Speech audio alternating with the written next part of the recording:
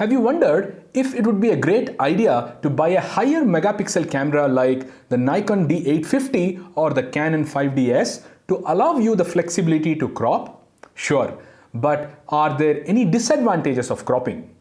When should you crop and when should you not? Hey, this is Jayant Sharma, and in this video, let's discuss the pros and cons of cropping.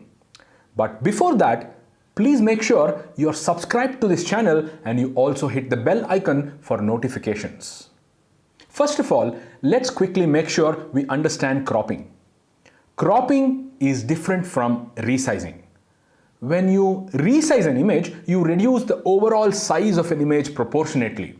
And what's visible in the original image is still the same when you resize it. But by cropping, you omit portions of the photograph and get rid of some areas of the image which you no longer need. Well, can we first understand why do photographers crop? Does every photographer crop? Honestly, all of us crop.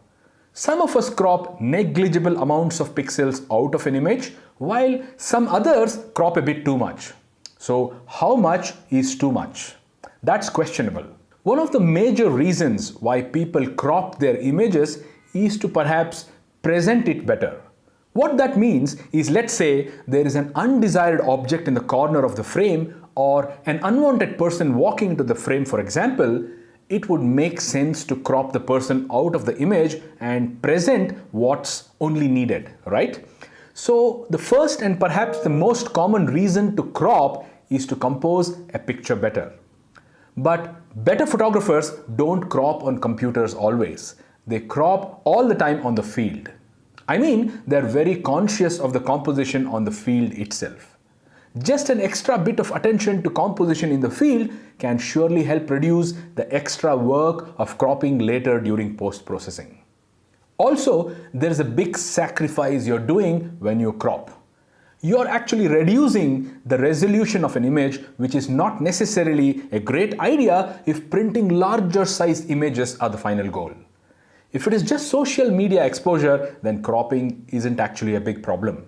According to many major wildlife photography contests, for instance, if a photographer has cropped more than 20% out of the image and is not showcasing more than 80% of the original image, the image is not considered for the contest. In other words, it's rejected. Sounds harsh, correct? Well, why would they say that? I'm sure you understand that higher resolution images make bigger size prints. Absolutely right. So no wonder then that these contests or the organizers don't want unusable, low resolution images winning contests and then not being able to print them in larger sizes. Talking about composition while shooting, not understanding the efficient usage of autofocus points in the camera is really one other reason why people crop. And they call it cropped for composition. I actually find it funny.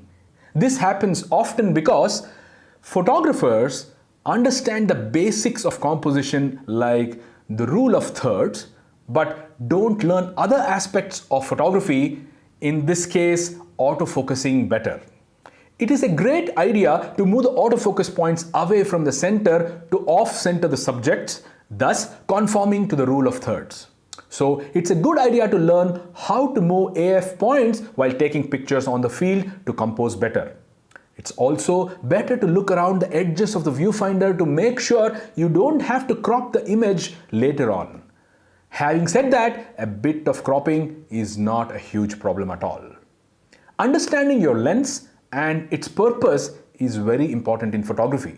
Many newbies crop their bird pictures excessively because they want to present their subjects in detail and have more magnified subjects.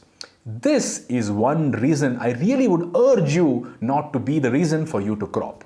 If you don't have a telephoto lens and you don't want to show a bird portrait, it's going to be tough.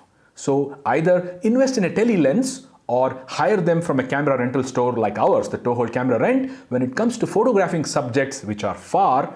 If not, simply understand the limitation of your lens or more so the purpose of your lens and stick to its strength.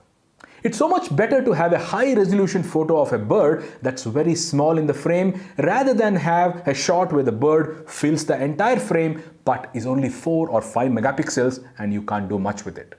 So think about the purpose of your shot and then the decision becomes easy. So the next time you crop, think about the loss of pixels. And that becomes a habit and you'll start composing better and cropping lesser, gradually becoming a master on the field. Well, what do you think? I'd be eager to know if you have any thoughts or if you even disagree with me for any reason and if I haven't thought of that reason. So please let us know in the comments below and I'll be happy to interact and answer.